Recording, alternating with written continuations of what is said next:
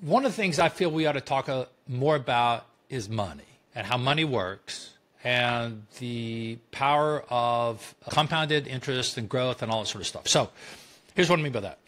When I grew up, we were lower middle class.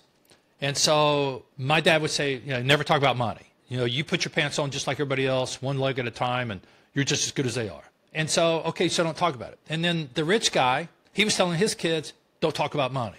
Because if you talk about money, then people find out you have money, they're going to try to find a way to take advantage of you. So nobody talks about money. It's kind of like this taboo thing. And so then because of that, most people are not very well educated about money. And these are even economic students. It kind of blows me away. When you start to think about my expenses, my income, therefore what's left over is discretionary income. Discretionary income saved over a period of time creates this certain amount of compounded growth. And so becoming a multimillionaire is not that hard, particularly as a commercial insurance producer. And yet I'm amazed how many older gentlemen I've met in their 50s and 60s that they've said to me, man, I wish I'd met you 30 years ago because I'd be so much better off. And the reason they're not better off because nobody talked about money. So we ought to be putting up illustrations. We ought to be making it personal. We ought to be making it about you. We ought to be making it about your book of business. We ought to be making it about your expenses. We ought to be making it about what's left over. We ought to be making it about what you want to retire with and help people get that plan out.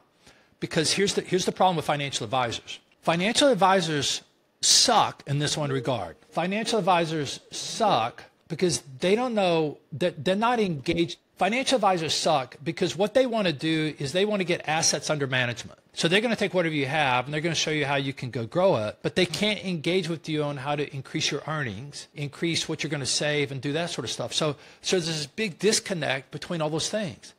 Nobody has a mentor on how to make more, save more, create wealth.